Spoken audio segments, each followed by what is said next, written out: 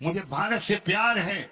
मैंने अरब की यूनिवर्सिटी से पीएचडी की, तो अरब की गवर्नमेंट ने मुझे वहीं पर जॉब दिलाई और पहले ही महीने से 7.5 लाख रुपए मेरी सैलरी रखी।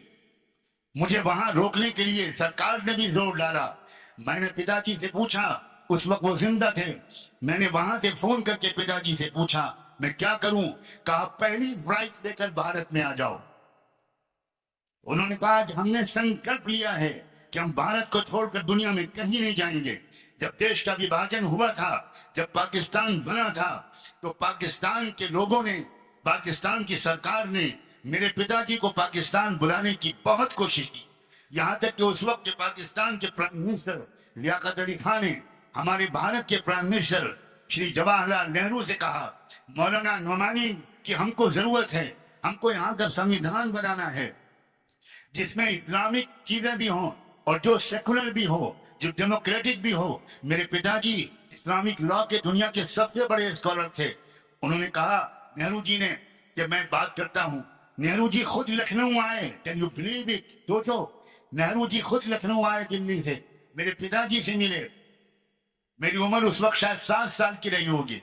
पिताजी से उन्होंने कहा कि प्राइम मिनिस्टर लियाकत अली बार बार जोर दे रहे हैं, हम तो नहीं चाहते कि आप भारत से जाएं, लेकिन वो कह रहे हैं तो मैं आपके पास खुद आया हूं। अगर जाने को तैयार हूं तो मैं पूरी व्यवस्था करने के लिए तैयार हूं। आप और आपकी पूरी लाइब्रेरी, आप और आपका पूरा परिवार बड़े आराम से एक चार्टर प्लेन में पाकिस्तान मैं भेज दूंगा। मेरे पिताजी ने उनसे कहा कि नेहरू जी, हम ये संकल्प ले चुके हैं और मैंने ये विल लिखी है कि मेरी औलाद में से कोई कभी भी किसी भी परेशानी, चाहे जितना जुल्म हो, चाहे जितनी ज्यादती हो, हम भारत को छोड़कर नहीं जाएंगे। मुसलमानों, भारत की एक धार्मिक अहमियत भी है। लोग तुमको सही इतिहास नहीं बताते। पहला इंसान जब उतारा था खुदा ने, पहला पैगंबर, तो अरब में नहीं उतारा था, मक्के और मदीने में नहीं उतारा था। वो जम्बू सराल द्वीप का इलाका था जो साउथ इंडिया और श्रीलंका में है, वहां उतरे थे आदम अलैहिस्सलाम। और आदम का नाम अरबी जबान का शब्द नहीं है, आदम संस्कृत जबान का शब्द है। आदि मानो, ये से था आदम, वहां से बना आदम। तो इस्लाम भारत की सबसे पहले जो भारत में धर्म आया, एक ही धर्म दुनिया में सब लेकर आए, वो महात्मा गौतम बुद्ध हो, वो हजरत ईसा हो, हजरत मूसा हो। ये हो ही नहीं सकता कि जीने और मरने का पूरा संस्कार खुदा ने एक दे दिया, खाने पीने का तरीका एक दे दिया और हजारों धर्म दे दिए ताकि तुम हमेशा लड़ते रहो। ये स्वार्थी पंडितों ने असली धर्म का हुलिया बिगाड़ा है, इसलिए कि वो इस धर्म के नाम पर दलाली करना चाहते हैं।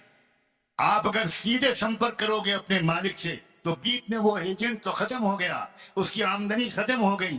और सबसे जबरदस्त आमदनी मंदिरों की है, उस आमदनी पर न इनकम टैक्स है न सेल टैक्स, बल्कि इनकम टैक्स कमिश्नर और सेल टैक्स कमिश्नर खुद आकर वहां माथा टेकते हैं। ये सब झूठ है, ये सब फ्रॉड है। नौजवानों, आगे बढ़ो, अध्ययन करो, स्टडी करो, दिमाग को रोशन करो, दिल को बड़ा करो, हृदय को बड़ा करो और ऐसे बहादुर लीडरों को मजबूत तरीके से उनके साथ सहयोग